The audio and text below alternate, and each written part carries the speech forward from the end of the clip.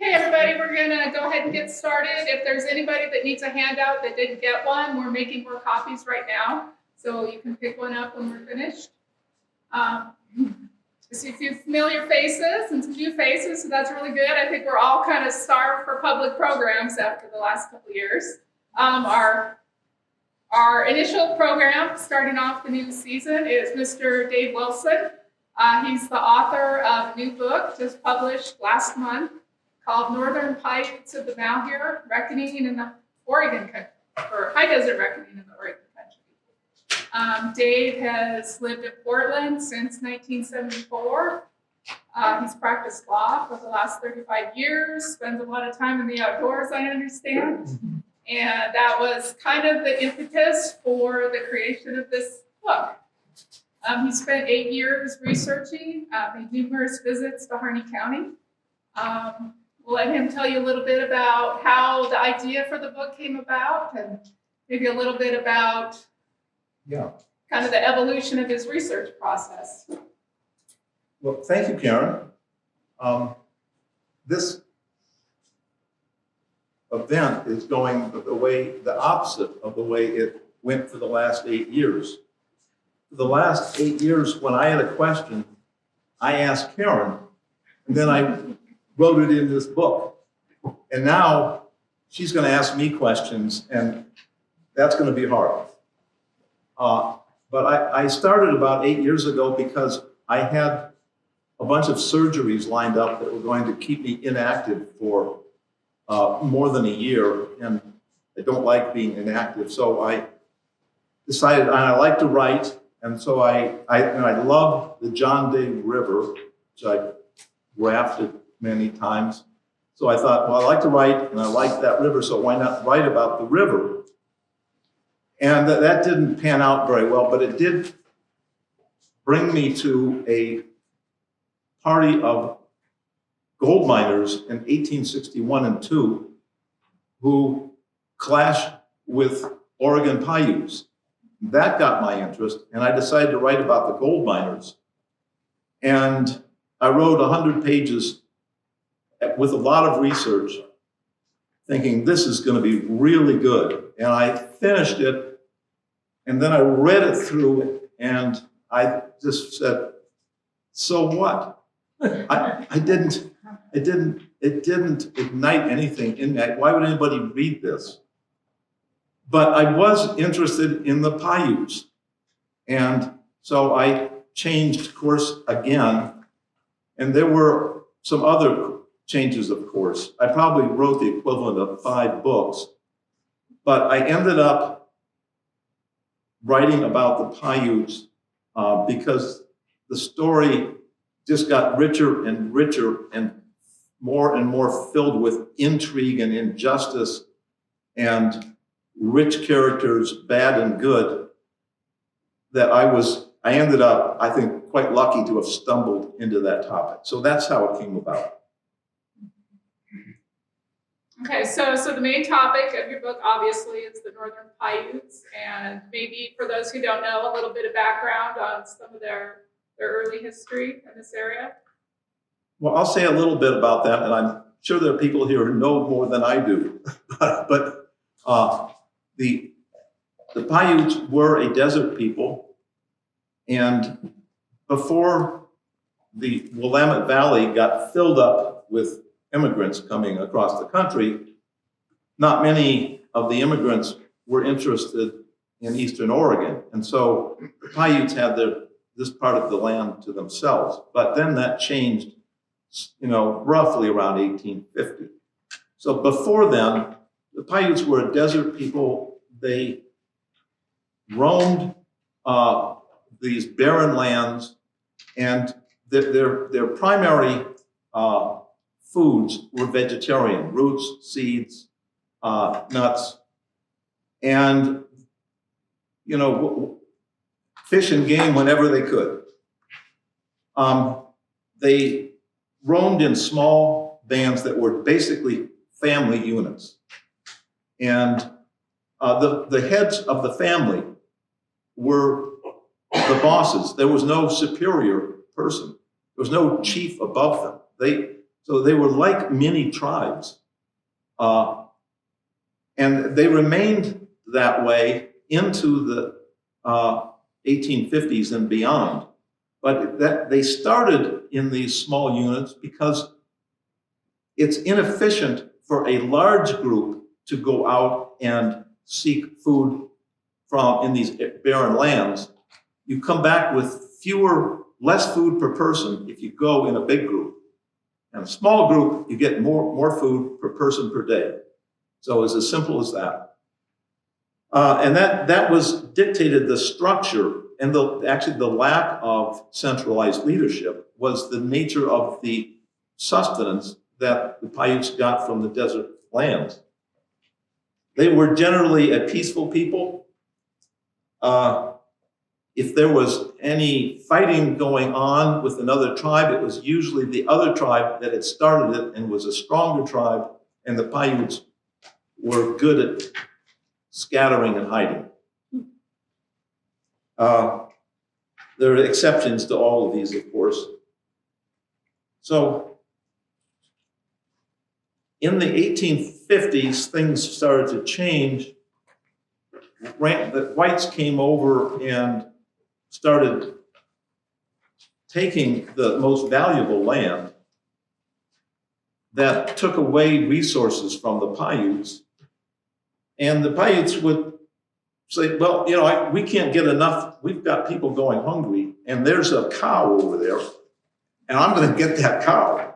And they did, but they found that, the ranchers had horses and guns, and there's no way you're going to take their cow and get away. So soon, in the next decade, the Paiutes became armed and mounted.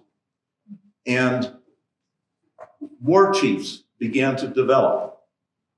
By 1860, there were war chiefs. Now, the war chiefs did not have permanent followers. They had families who aligned underneath each chief. And these were not permanent. The families could move to any other chief anytime they wanted. But that was the way things went. When the treaties of 1855 were made, tribes west of the Cascades, most of the large tribes came under treaties. Eventually, they went to reservations and began getting government benefits. The Paiutes were not included for a number of reasons. One of which is that they did not have a centralized leader, so it would be hard to make a treaty.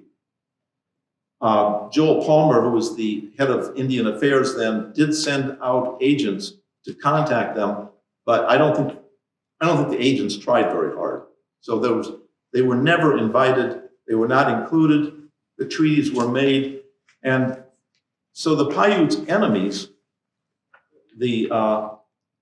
basically tribes on the Columbia, began a different way of life and became less of a threat. And the Paiutes started raiding the Warm Springs Reservation created by those treaties and became wealthy with cattle and horses and also some guns and ammunition that they could take from this reservation, which, by the way, was on Paiute land. And at least some of the tribes there, especially the Tenino, were longtime adversaries of the Paiutes who had enslaved them and killed them for many decades. So there was some revenge there as well. So the Paiutes grew in strength until when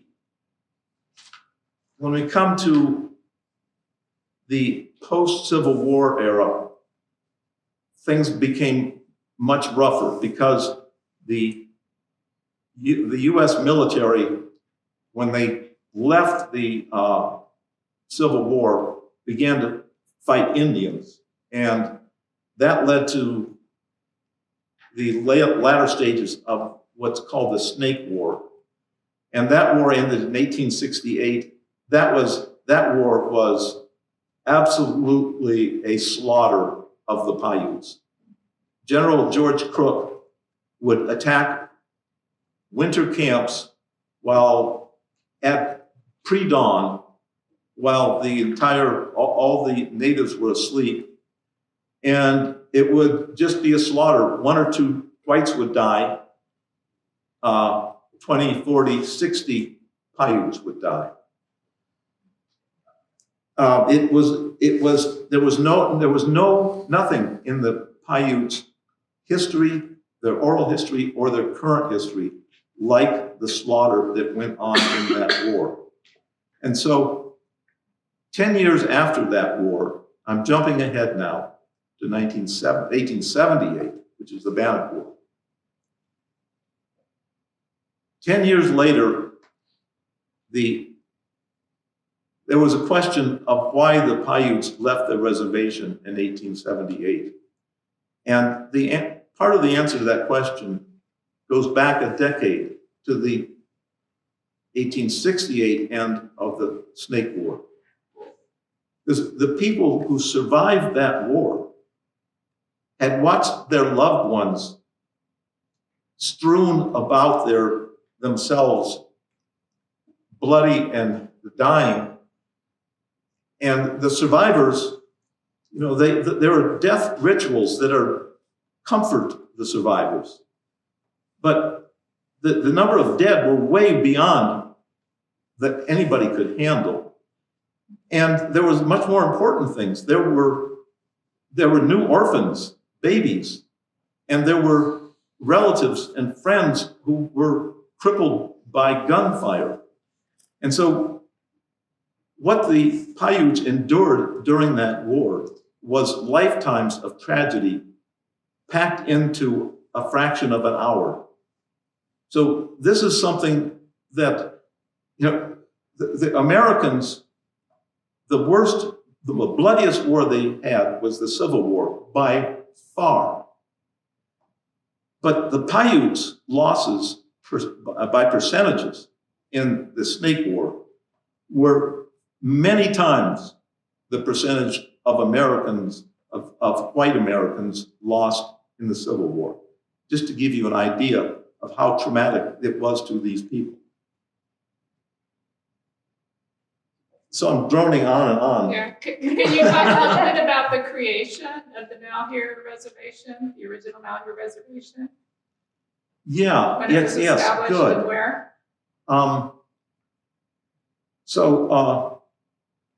After the Snake War, there was no treaty because General Crook did not have the authority to make a treaty. So he told the Paiute chiefs, you're going to have to keep the peace, and if you're going to have to answer to Chief Wiyuwiwong, who was the head chief. And I am going to put ads in newspapers around the state saying that you leave the Paiutes alone. They want peace, and you obey that. So that's all there was.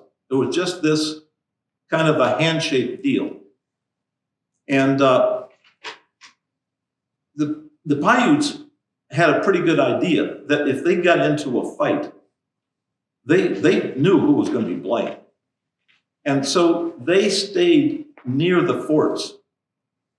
They stayed about many hundreds near Fort Harney, I think 700 near Fort Harney, and others stayed near the other forts because they expected that they would not be attacked by hostile whites near the forts.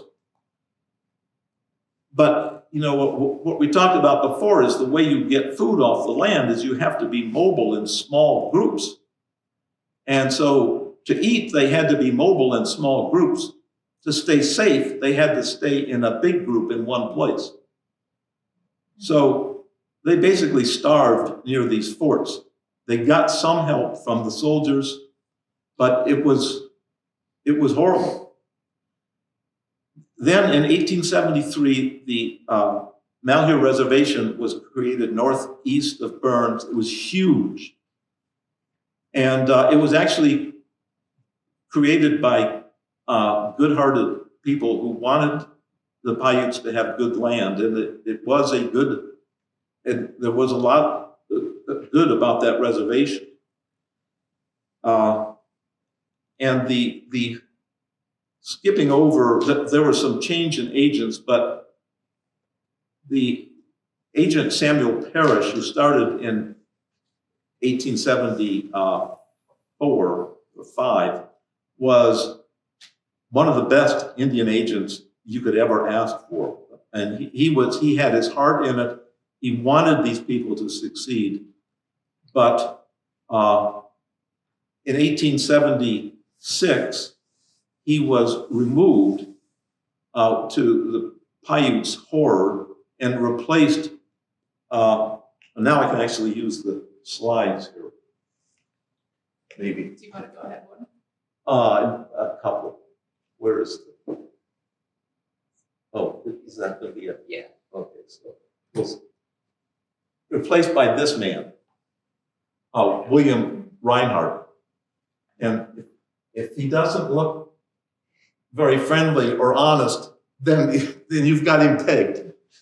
So I could talk at great length about him, but he was cruel, tyrant, liar, and a vicious man. I've gotten up to the Malheur. Do you have any more? Yeah, could you talk a little bit about, since Chief Egan is sort of one of the central figures in your book, a little bit about his emergence as a leader and his background and how he figures into what comes later? So it's hard to get information about Chief Egan, but I eventually accumulated a fair amount, and I became convinced that I knew the man. He fought in the Snake War, and at the end of that war, he declared that he wanted to live his life out in peace. I think he was looking down the barrel of a gun when he said that, and people may have doubted his word, but he was true to it. He brought his followers to Malheur in 1873, and his adopted daughter and niece, forgetting her name for the moment, took down his words when he explained to his people why they were going to Malheur. And he said, in essence, that too many have died, and we cannot fight the white people. Their guns are too strong, and there are too many of them, and the white people and the red people have to eat bread together. I say, this is good.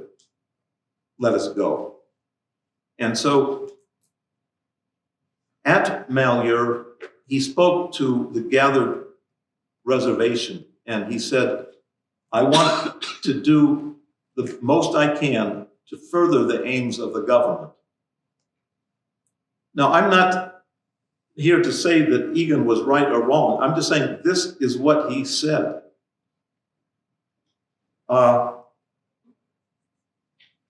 Then this man came into power, and Egan clashed with him verbally. Egan would call out his lies respectfully but vigorously.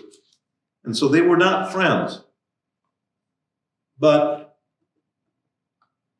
there was one occasion where Egan thought that Reinhardt's requirement that Paiutes work did not comply with the law. Egan reported that through the military, and an investigator came.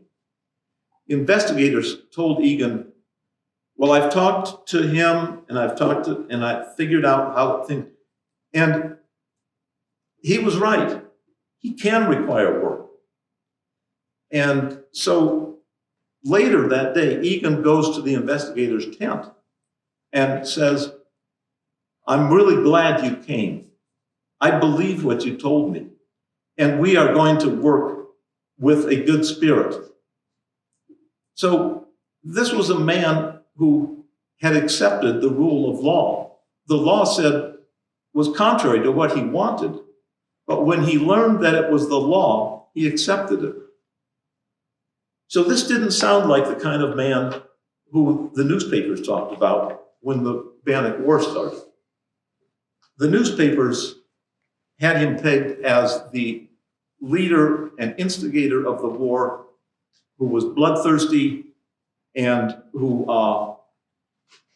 before the war even began, he was plotting, and then he had 400 Paiutes behind him to fight before the war began, and on and on.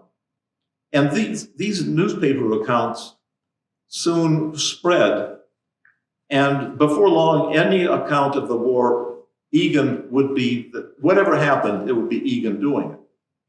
And that then led into the history books.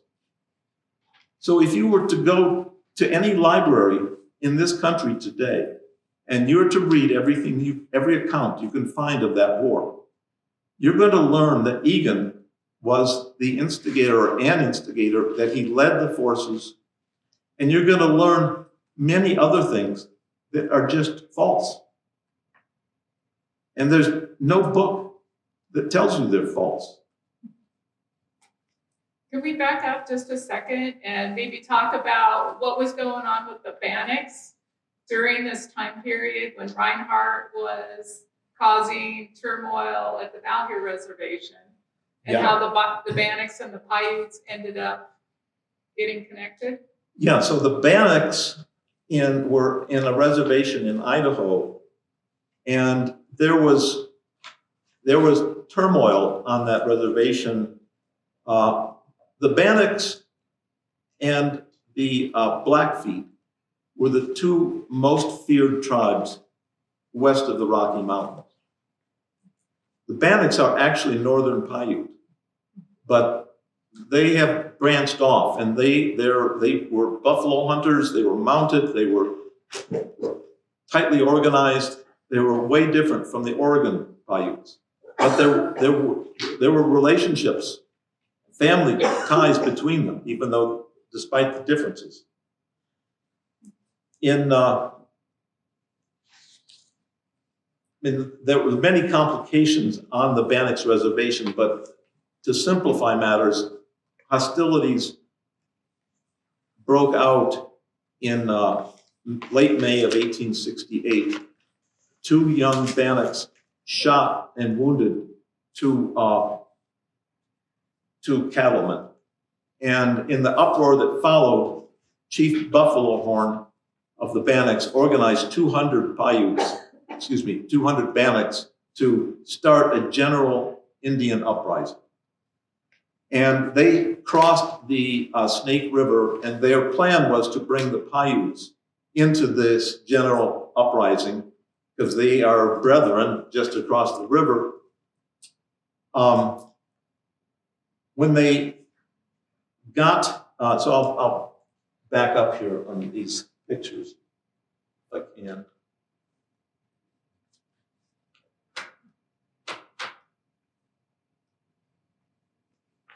Okay.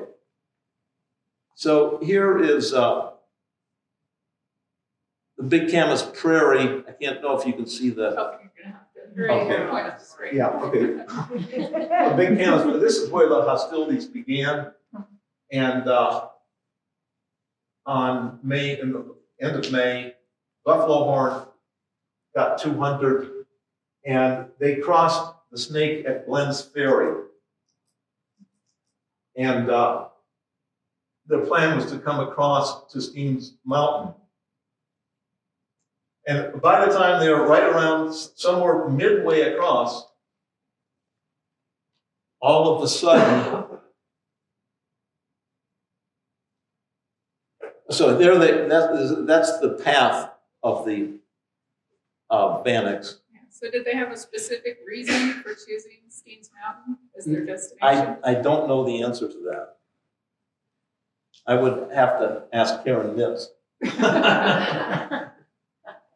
So when they were partway across, without any signs of preparation or any advance notice, suddenly over 500 Paiutes pick up and leave the Malheur Reservation and go east to the Malheur River, where they stay for a few days, and then south to Steens Mountain, arriving about the same time as the Bannocks.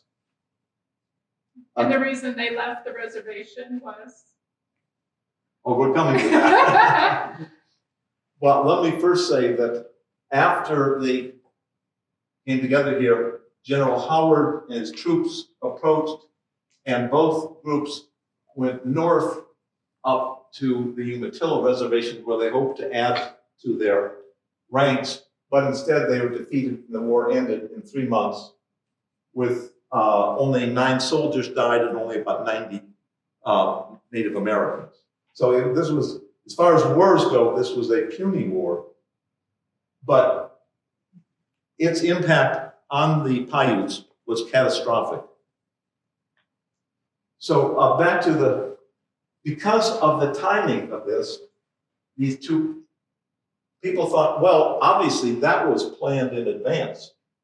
These two groups came together to go to war together. And that is one of the major reasons that the Paiutes were considered to be instigators and leaders of this war. And I believed that for quite a while. But I kept thinking back to what happened in the Snake War and what happened to the Paiutes there, and the idea that the survivors of that catastrophe would unanimously pick up and go fight against the same army again. It just didn't sit right with me. So I puzzled, and I thought, well, what, if they didn't leave to go to war, why did they leave? Well, there were some hints. One is that there were no signs in advance that they were going to leave. Nobody was packing up. And also, these 500 Paiutes were from different places. They had never acted together. This would have been unprecedented.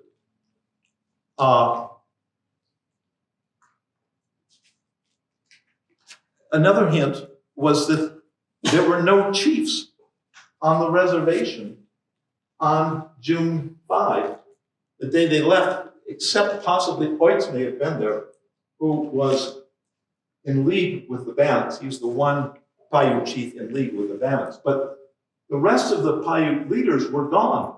Why would you plan something and then carry it out without any of the leaders there? That didn't make sense. So I started digging, and I stumbled on this telegram that said that the Bannocks had come onto the reservation, taken all of the Paiutes' arms, and threatened to burn their homes and take all their stock. So the Paiutes were afraid of the Bannocks, and to have this happen would explain their willingness to just pack up and go. But this telegram was never cited anywhere by anybody, and I didn't know whether to believe it or not. So if there were Bannocks, well, where did these Bannocks come from? Well, they must have come from these Buffalo Horns group. So I read some more reports, and news report. I see that once they got to Glenn's Ferry, they went to another river valley, the name escapes me at the moment, and to steal horses and cattle. The ranchers were all in one house, and they counted the Indians as they went through, and there were 150. But 200 had crossed the Snake. Where are the other 50? So I dug some more, and I found a report that in this, so Eric, you remember the name of that Indian town? I mean, that Oregon town? Something Valley. Jordan Valley. Jordan Valley. there were Indians had surrounded a house at Jordan Valley seeking arms and ammunition. So if you take the pace at which they went from Glens Ferry to Jordan Valley, and you continue that pace, they would have gotten to the reservation on the afternoon of June 4, the day before the exodus of all the Paiutes from the reservation. So that's where the Bannocks came from.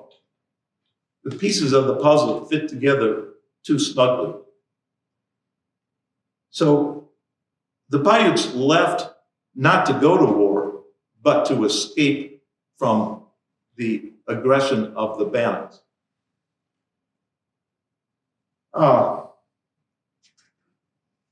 So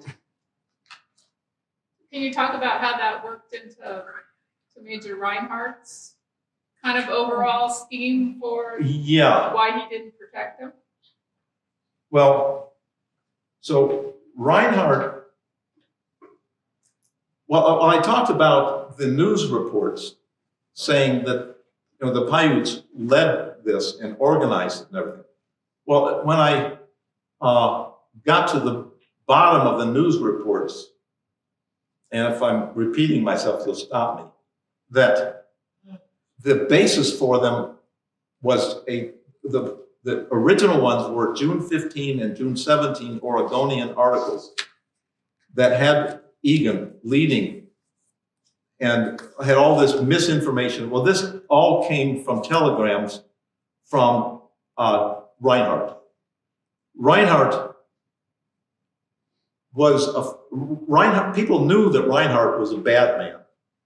And he feared, and properly so, that he would be blamed if the Paiutes took part in this war. He'd be accused of forcing them into the arms of the Bannocks.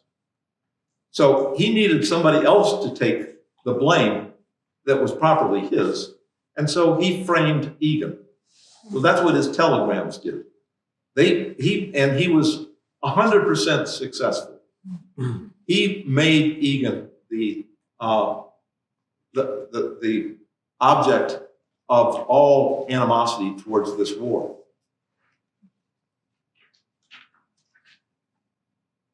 So the next question that I stumbled on is, well, so if the Paiutes fled because they were afraid of the Bannocks, why did they go down? They knew the Bannocks were here. Why did they go to the Bannocks?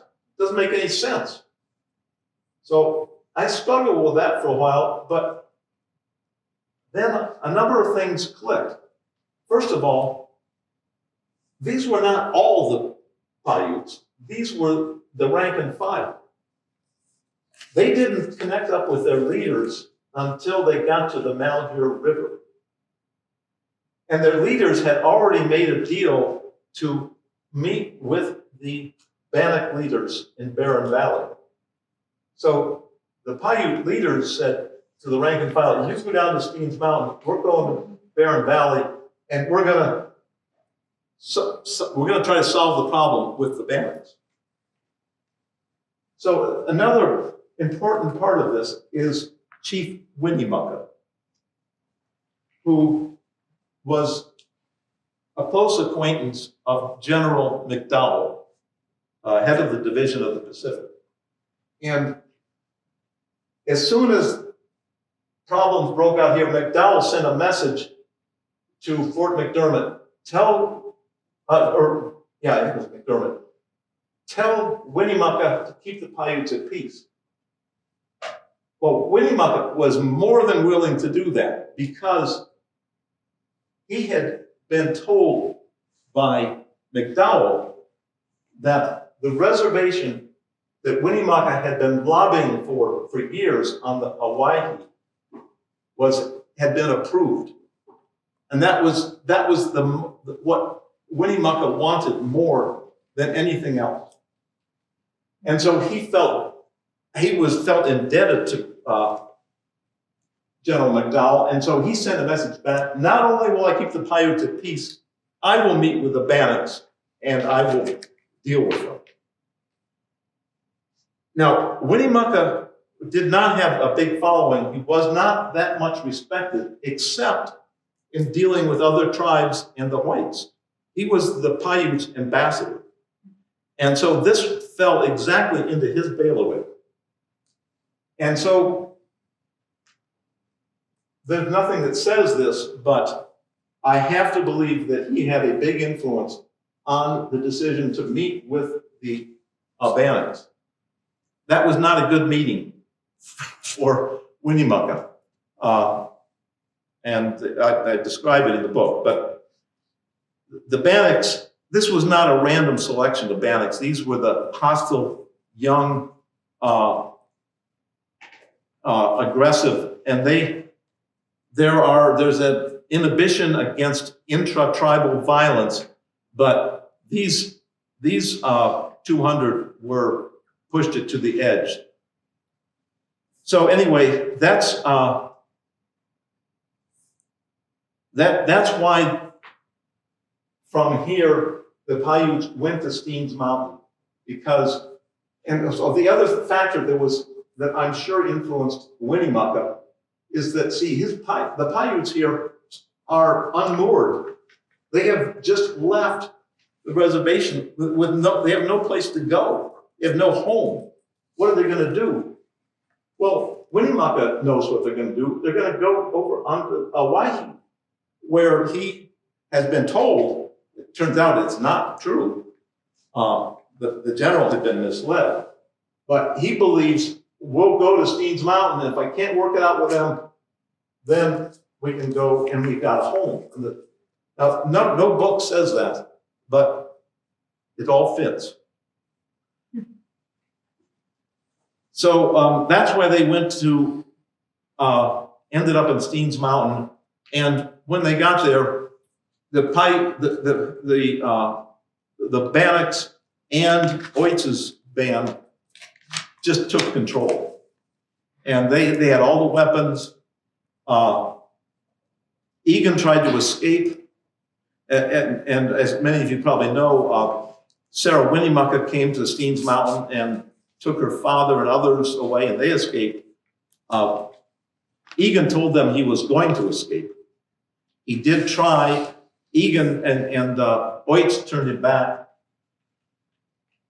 And they ended up then, after the soldiers came, they went up into Silver Creek, where Egan was seriously wounded multiple times. We're from here, Chief. So what brought about the resolution of the war, the Bannock War? Well, there were several battles on the way to the Umatilla Reservation, but eventually the decisive battle was there, and the soldiers won. And the Bannocks and Paiutes went into retreat, and heading back to their reservations, many Paiutes were taken prisoner and Bannocks. And from there, this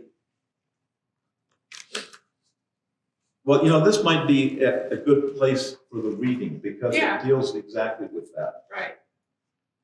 Okay, so I want to read one passage out of the book that deals with this next phase.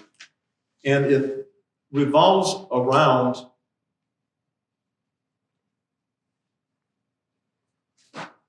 a name that may be familiar to many of you, Erskine Wood, who was General Howard's aide-de-camp. And I like this passage because he was a young man, he was 24, and he was pulled in opposite directions. He was sympathetic with the Native Americans. He was loyal to Howard, who had done wonderful things for him. And so you feel both sides through Erskine Wood. And he was aide-de-camp to Howard in the Nez Perce War of 1877 and the Bannock War of 1878. So the wars were back to back. The Nez Perce War that everybody knows about, and then the Bannock War that nobody knows about. Erskine Wood was present when Chief Joseph surrendered at the end of the Nez Perce War. He befriended Joseph. He traded saddles with him. He ghost wrote Joseph's famous words, "From where the sun now shines, I will fight no more forever."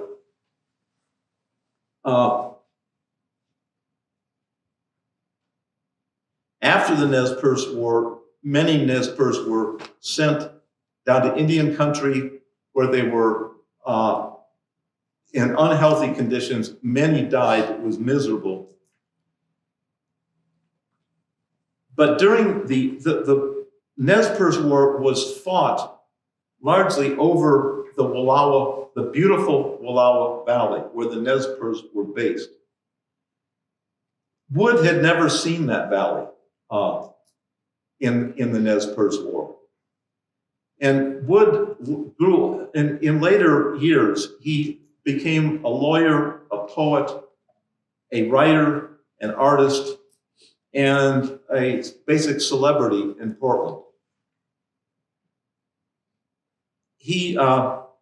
So in the Bannock War, as the war is coming to an end, he, with Howard, marches through the Wallowa Valley. So he sees the Wallowa Valley for the first time. That was Joseph's land, and he was very fond of Joseph, and they became friends in later in life. So this passage I'm reading is about a meeting in Washington, D.C. between Erskine Wood, Secretary of Interior Carl Schurz, and General McDowell, commander of the Division of the Pacific. And McDowell and Howard had recently had an argument, which will kind of explain the first sentence.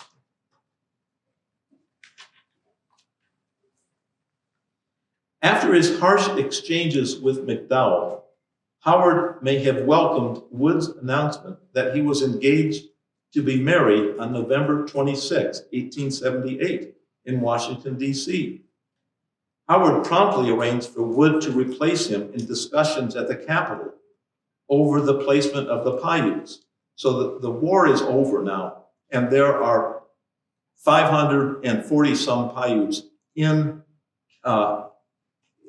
who are captives, and they're trying to decide what to do with them.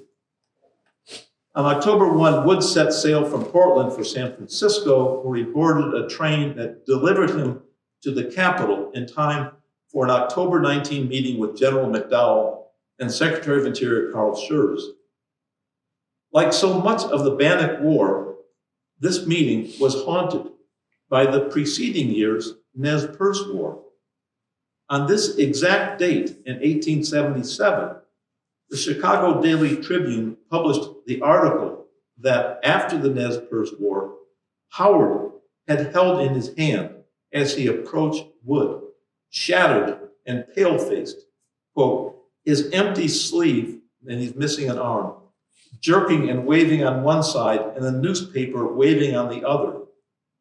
Proud of his victory over the Nez Perce, Howard had been unprepared for the Tribune's accusations that Howard's overbearing demands had caused an unnecessary war, that Chief Joseph had outmaneuvered and outwitted him, and that his underling, Nelson Miles, had won the war. Wood spent many of the ensuing months watching the anguish take its toll on Howard as he and the general struggled to salvage Howard's public image and his stature in the army. Wood was keenly aware, as he sat with Schurz and McDowell on October 19, 1878, that Howard expected him to seek a decision that would cast a favorable light, preferably a heroic light, on his victory over the Paiutes and Bannocks. The more Indians imprisoned after the war, whether they deserved it or not, the graver the threat that Howard would be credited with subduing. Wood knew this. He also knew that the luster of Howard's victory would be dulled by messy details about Bannocks confiscating Paiute weapons and holding Paiute leaders hostage as terrified Paiutes fled from the Bannocks. At age 26, Wood was seated with the commander of the Division of the Pacific and the Secretary of Interior. They were waiting for him to inform them, for he had lived the war at Howard's side. He had read every telegram, letter, and memo to and from Howard. He had circled and traversed the entire region of the war, all the while serving as Howard's closest confidant. In the last 2 summers, however, Wood's attention had often strayed from troop movements, logistics, casualty counts, and battle strategies. The natural beauty of Joseph's Wallowa Valley had moved him. The poignancy of the beauty made all the more troubling the separation of the Nez Perce from their valley. In his private journal, Wood wrote that the mountains, quote, seemed to mourn the fate of the Indians. Nez Perce graves, quote, left to the solitude of the mountains. Flowers on those graves were frail forms of beauty, quote, drawn from death. As Wood sat with Schurz and McDowell, the fate of a different tribe was hanging in the balance. Wood had traveled much of the Malheur region during the war, but he knew it much more intimately from his 1875 journey from Fort McDermott to the Dalles, when the land held him spellbound, and he shot 2 white-faced ibises for their feathers. He was still coming to grips with his role in separating Joseph's people from the Wallowa Valley, as he faced the question now before him of removing the Paiutes from their homeland, the Malheur High Desert, which may have already had Wood in the grasp that in later years produced the whimsical delight of his poem, Sagebrush. Oh, I am sick for the sagebrush, the great gray sagebrush plain, and I would give the heart of me to ride through the sage again, to feel it scratch my stirrup, to smell it after rain. I would give my very heart blood for that bitter breath again, to ride toward the purple hills, wind through a tossing mane, Christ for a horse between my legs, and the sagebrush once again. Few soldiers could sense, as Wood could, the strength of the bond between the Paiutes and the Malheur region. Yet the power of the emotions that had coursed through him just 3 years earlier, as he rode the Paiute domain of juniper and milkvetch, ibis and rail, alkali and lichen, was now drowned in the headiness of this moment in the halls of power. Since the Paiutes had, quote, gone en masse to the hostiles, Wood said, it would be a good plan to remove them to the Lummi Reservation. Camp Harney could then be closed. Wood's words worked wonders on McDowell, for closing Camp Harney would save him the expense of that remote outpost. At once, his vow to never approve sending the Paiutes to Lummi melted away.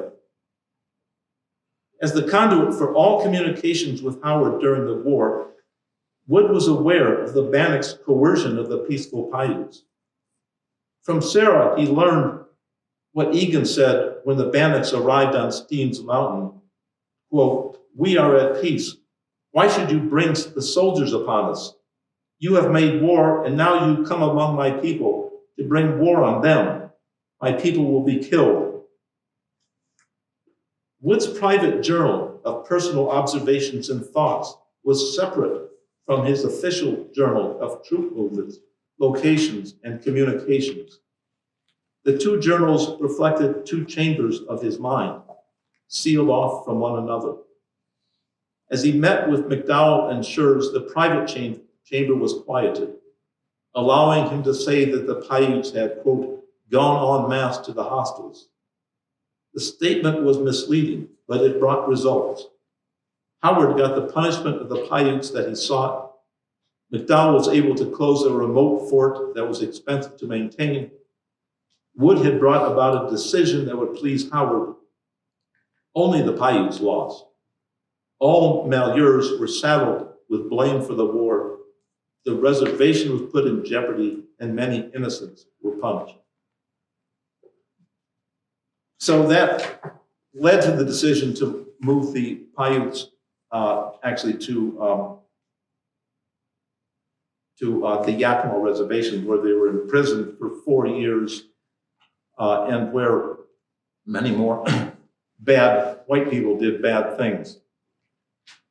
So how did their treatment differ from the Bannocks? The Bannocks, who started the war, served at most 1 year.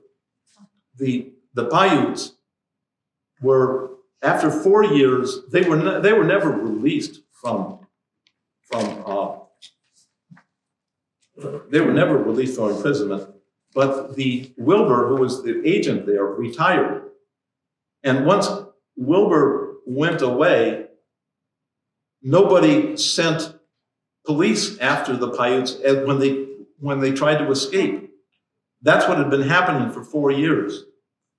So once Wilbur retired, the Paiutes found they could leave and nobody would bother them. And so they went back to the Burns area, only to find that their reservation had been dissolved. The land, which by law they were entitled to inhabit until they gave it up by a treaty, and there was no treaty, all that land had been overrun, and they were left with the only land that the settlers would allow them to live on, and that was the town dump. So hardships, so they were driven into hardships that, on the authority of someone who knew Native Americans from coast to coast, was the deepest destitution of any natives in the nation. So on that happy note, we're at 7 o'clock. So what's Would you like to read the preamble and talk about how that figures into what eventually happened to Egan? Yes. So the preamble is 93 words. There are 2 similar memorials in Harney Valley, Oregon, 50 miles apart. One of cement blocks, one of flat rocks cemented into a cairn. Each is about 4 feet high and 4 feet wide. Neither is positioned or marked to draw attention. Each appears to be intended for quiet reflection. Each marks remains of 2 related men. All 4 were good men, family men. All came to Harney Valley in 1872-73. All died in 1878. Each pair died together. Their deaths were violent, undeserved. Bone alone remained.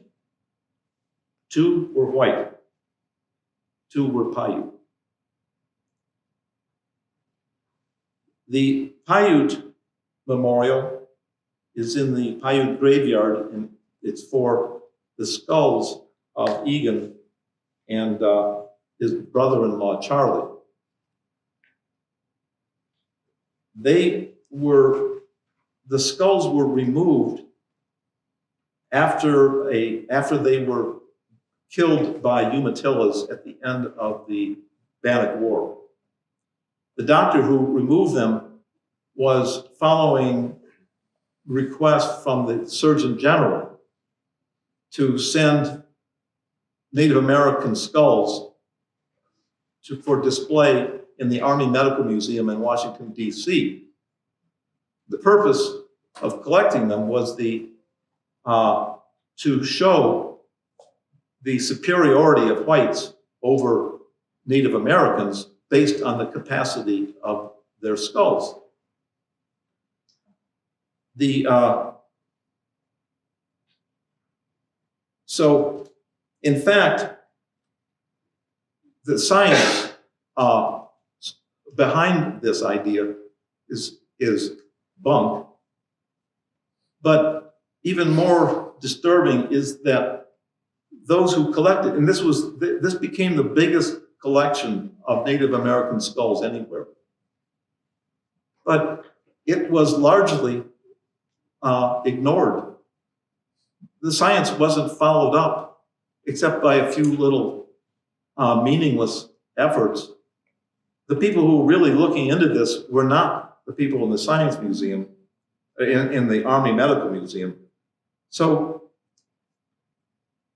it's hard to look at this without thinking that this was all a ruse. That what was the Army Medical Museum, of course, the Army fights against Native Americans. And the Medical Museum was housed in what used to be the Ford's Theater, where Lincoln was assassinated. And there were another set of bones in that museum, the bones of John Wilkes Booth. So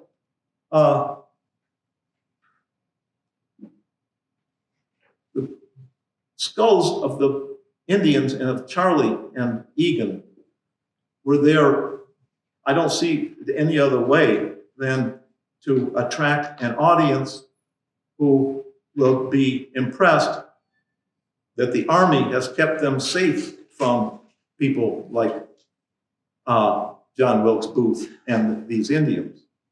So,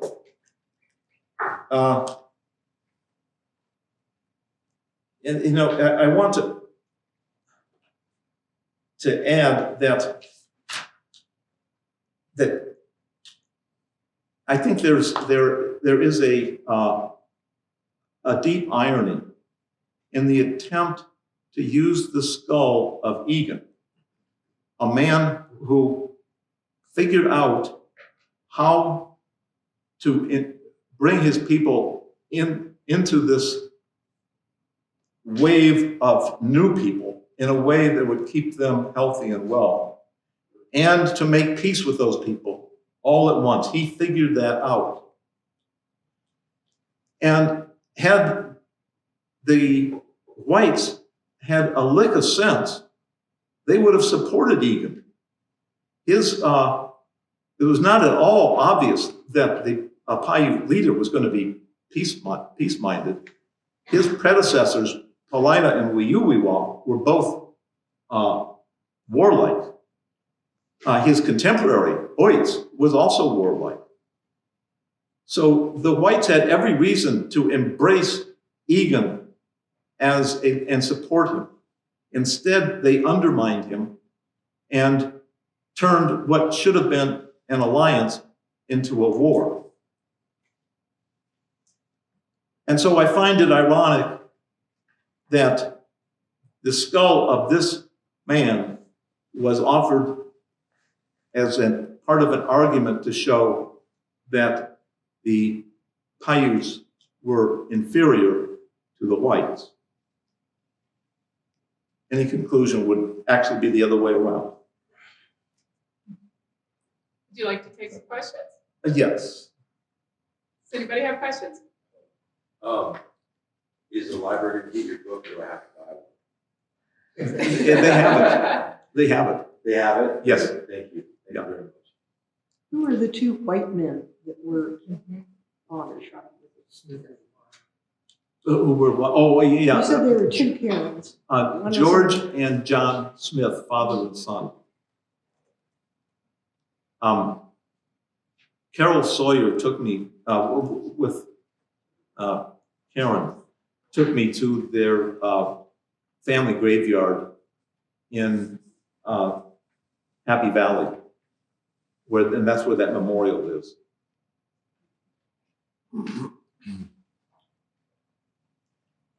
I don't have a question, I have a statement. I can't connect with your thinking. The whole thing is you know, the whole thing here is manifest destiny. That's the whole darn thing. That created the situations you're talking about. And I had a little trouble. You're talking about Erskine Wood. Erskine had his eyes on the prize all the time. That's what he was doing. He wasn't the champion that some people would like to make him. I'll read your book, but I'm not sure I agree with you on a lot of your points. But You're probably not alone. no, probably not. I'm probably not right. You know, I'm more used to being wrong than I am to being right. But interesting thing, I had some questions about your statement about Crook. You mentioned that Crook took out an advertisement of some kind. Man, that's not the Crook I knew. He was putting these people down left and right, so that's interesting. About what time was that? 1878. 78. Oh, during the Bannock War. Yeah, it was at the end Okay, of hostilities. well, enough of that. Thank you for coming. Thank you for Yeah, well, writing thanks the for your book. questions, I'll yeah. read it. Great. Yes, sir. Was there any organized religion, you know, the Catholics, Presbyterians that were helping the Paiutes at all? Or was there no people of the cloth? Right?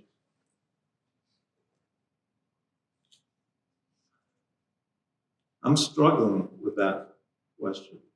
I mean, they were just as corrupt as Reinhardt, Henry Spalding up in The religious people, yeah. yeah, Oh, yeah, yeah, yeah, no, I agree. yeah. I'm not aware of them, religious people, except for Father Hewell here in Burns. And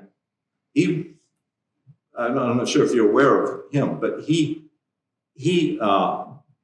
was the head of the parish here starting in 1924, I think.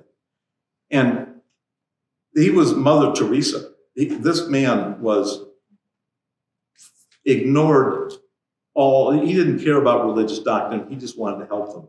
And he gave his last 2 decades to them. He lost his parish because he let Paiutes into the church. And then he was a kind of belligerent guy. He picked a fight with Hines, and that didn't do him well. But he fought. The guy was a fighter. He sent complaints that were typewritten and accurate off to government officials. It was just a constant stream. I have huge files of it. And he was an amazing sacrifice that he made, and the Paiutes thought very highly of him. So, but I don't think that he preached any religious doctrine to them, as far as I know. I don't really know that, but. Yeah, I think you can also bring up the transition of parish to Reinhardt as a potential religious motivation because of the rules that were put in place about who should be in charge of the reservation. Yeah, so President Grant's peace policy required agents to be religious. And that's probably why a parish was taken out and Reinhardt was put in a totally misguided move based on a misguided doctrine. Yes? We talked about the Malheur Reservation, but you know, not all of our land was a desert and sagebrush. It went clear up to the Strawberry Mountains and almost to Bend, Oregon, and to Ventura. Not all of it was a desert. And when, because of our oral history, did you get any oral history, or is it all book and newspapers? I've got some, but not nearly enough. Yeah, well, after they shipped our people off to Fort Simcoe and to Fort Vancouver, the white people, the settlers, the ranchers, they wanted our reservation, so they begged Grant to open it up for homesteading, and he did. And that's why we lost the whole Malheur Reservation, and people don't realize that, we've never ever been paid for it. They gave us a small settlement of 900 apiece way back in the 60s, but they've never ever, because they say we joined up with the Bannocks, they took it out on us. But whereas the Warm Springs, the Yakima, and the rest of them, they got a good land. Yes, Because in other words, they kissed butt with the white man and they were scouts. And Warm Springs used 75 scouts to hunt our chiefs and our sub-chiefs. yes. This is all oral history. I don't know if it's written down. And, we went as far as John Day. Long Creek was a big battlefield too. Yeah, well, I'm aware that the Warm Springs were fought against they fought with Crook against the Paiutes. And, but thank you. I mean, there's a wealth of oral history. I have some, thanks to this library, that was recorded from Paiute witnesses. And I have some from that, but my knowledge is very limited.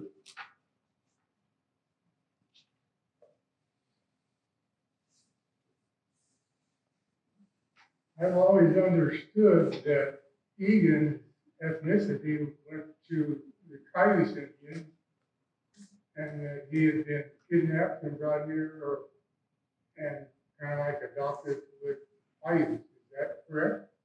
That's according to General Howard, and it's the only information there is. And so I think, I know that's what, I've worked with members of the Egan family, and that's what they believe. They believe that that's the fact. And I haven't heard anybody dispute it. Howard was not a very reliable writer. A lot of what he wrote was not true, but this is something that I don't think he had any reason to lie about. You could tell he was lying when he talked about how great he was. But this was a story that he got, I think, from his niece.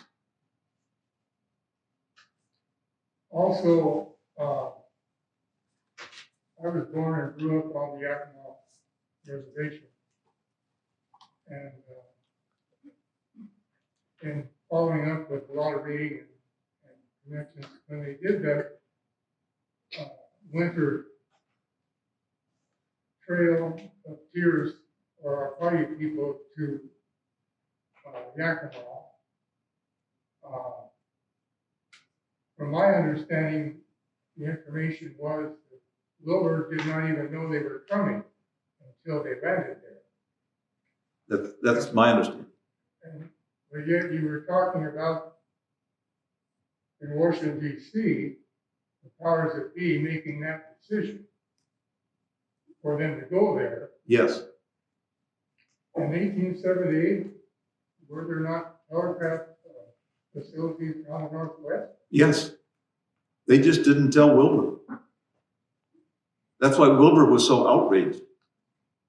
And then the whole thing when they got there, because the Army had provided blankets and goods and so forth, were immediately gambled away by the Yakimas that took over, and then they went through all kinds of hell during their time there. So there's a lot of misinformation or not total information in the whole process. And then after it was all said and done, Reinhardt, Wilbur, and Yakima people came all the way to the reservation out here to try to gather up things and take it back. It's unbelievable. And they tried to do a shortcut, which we all have traveled northwest, knows from Umatilla to Foster over the whole Sarah Hill, instead of going through the Tri-Cities. They were warned, hard going with teams and sand and no water. And indeed it was, and they almost died. So there may have been some justice. Well, I haven't talked much about Wilbur, but he doesn't come out very well in this book. Put it mildly. He was a very good man to some people, and he was a very bad man to the Paiutes,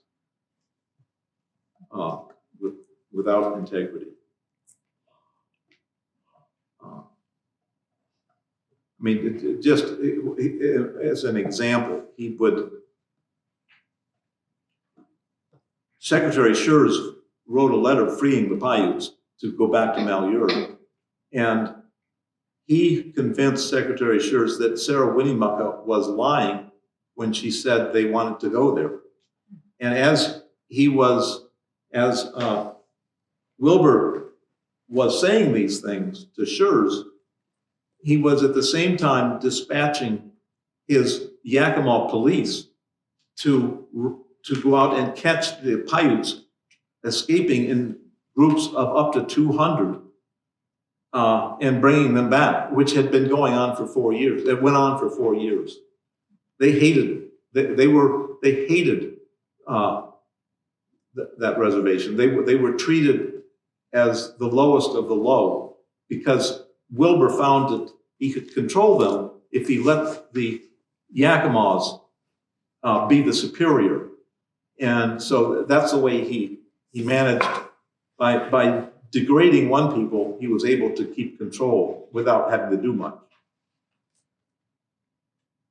And some of our people, when they were left from Fort Simcoe, they got sent to Bidwell, Fort Hall, McDermott, Warm Springs, some stayed there, and to this day, we do not get along with the Warm Springs, the Yakima, the Umatilla. And it's still like that today. Really.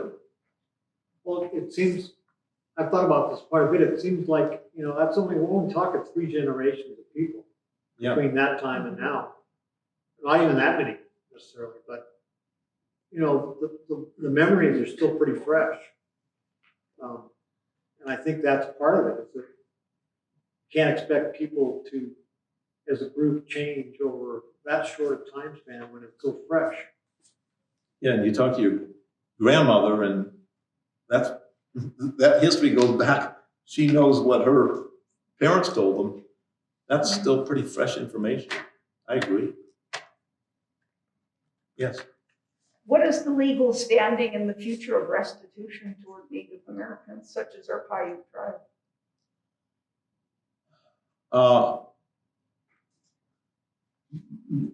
I don't, there's no laws about this. It's all political. It can only be done through legislation, or, governmentally it can only be done through legislation. Private entities, of course, could do things, but it seems that there are a lot of injustice to Native Americans across the continent, but it's hard to think of a case worse than this and one more deserving. And as far as the politics of making that happen, that's something that I think I know no better than anybody else in this room.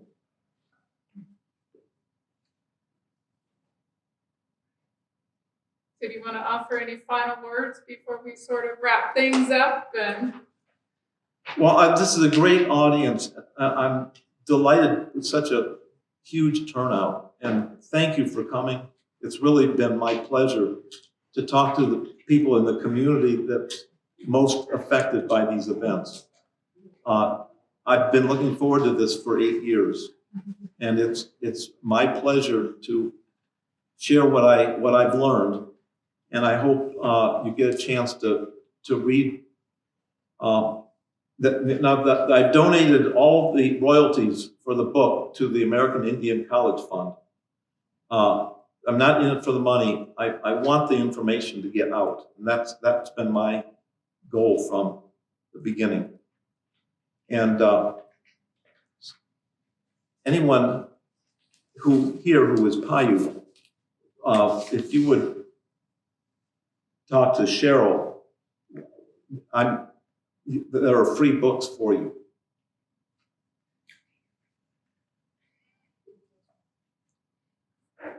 And for everyone else, we also have some books for sale, and the library will have at least one copy available for circulation.